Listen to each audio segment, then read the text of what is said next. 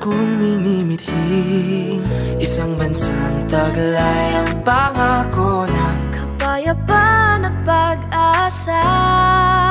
Dapat lang isipin at paghandaan ang halalan ng kinabukasan.